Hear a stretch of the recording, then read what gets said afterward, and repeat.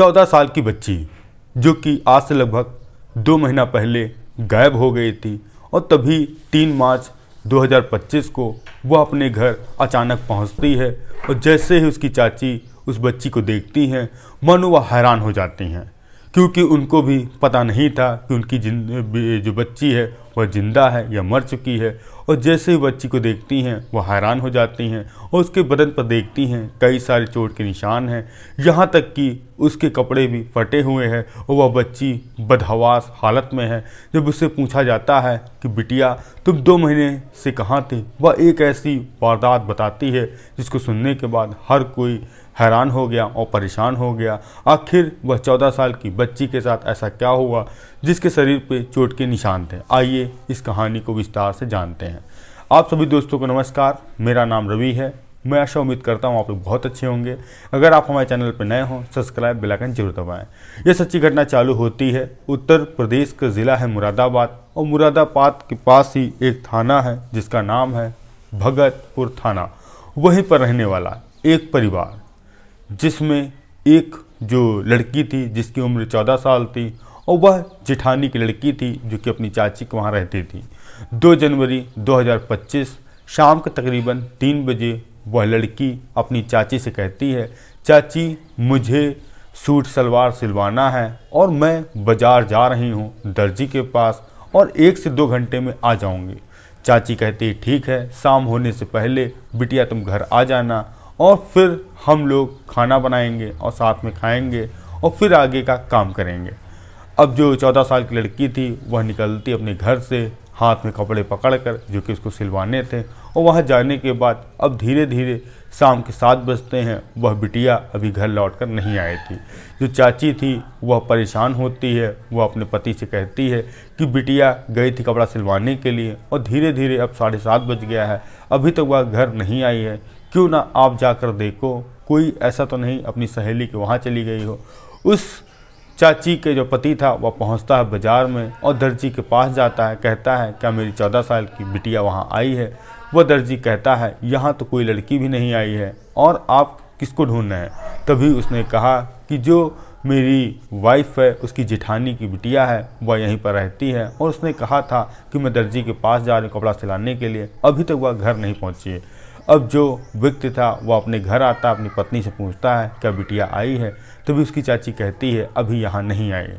अब वो लोग पूरे रिश्तेदारी में भी पता करते हैं, ऐसा तो नहीं वह कहीं गई हो, मगर कहीं भी उसका पता ठिकाना नहीं मिलता है।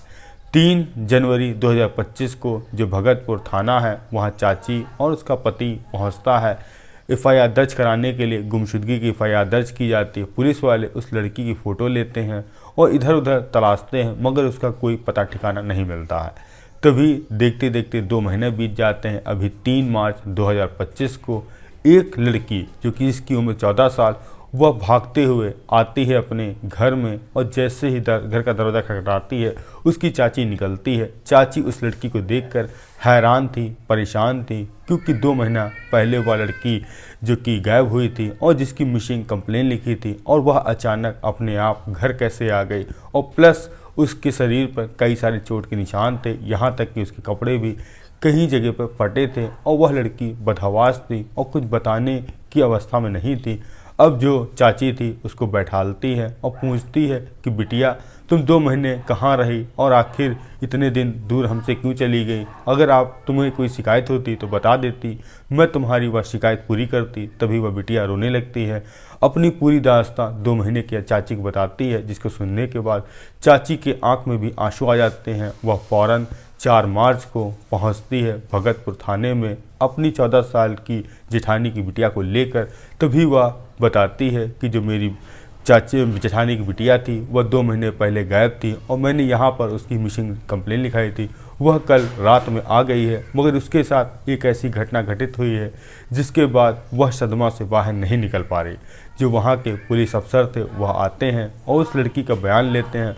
वह लड़की बताती है आज से लगभग 2 महीना पहले वह तारीख थी 2 जनवरी 2025 को, जो कि वह कपड़े सिलाने के लिए गई थी बाज़ार में और जैसे ही पहुंचने वाली थी गांव के ही रहने वाले 4 युवक जिनका नाम था सलमान, जुबेर, राशिद और आरिफ, कार लेकर आते हैं उस लड़की के पास और कहते हैं कि मैं घर चल रहा हूँ और तुम भी अपना काम करके और उस गाड़ी में बैठ जाओ।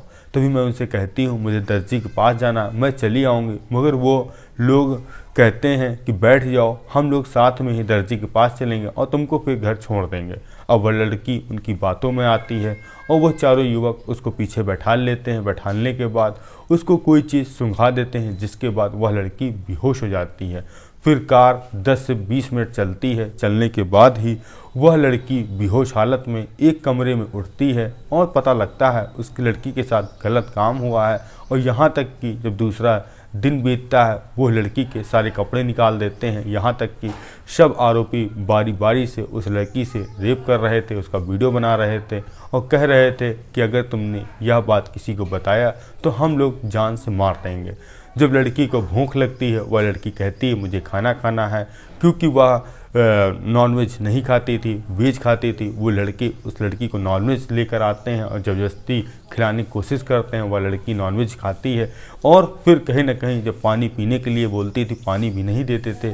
और तभी एक आरोपी देखता है कि एक जो लड़की है उसके हाथ पर एक टैटू बना है और उन लोगों को टैटू इस कदर ख़राब लगता है कि तेजाब लाकर उस लड़की के हाथ में बना हुआ टैटू को बिगाड़ देते हैं।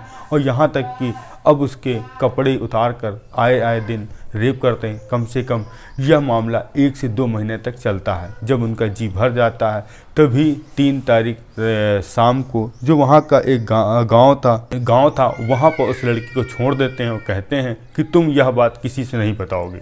जैसे वह लड़की अपनी चाची के पास जाती पूरी दास्तां बताती है कि उसके ही गांव के रहने वाले 4 लोगों ने उसके साथ गैंग रेप किया। यहाँ तक कि इतना नहीं जो इसके हाथ पर एक टैटू बना था उसको उन्होंने तेजाब डाल दिया।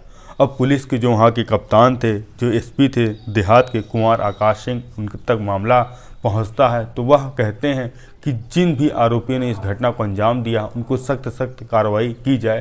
तभी उन चारों आरोपियों के खिलाफ में जो आईपीसी की धारा दर्ज की जाती है वह आईपीसी की धारा वह थी 137/2, 70/1, 123, 127/4, 299, 351/3, 124/1 पॉक्सो की धारा 5, 6 एवं SC/ST के तहत कार्रवाई की गई है।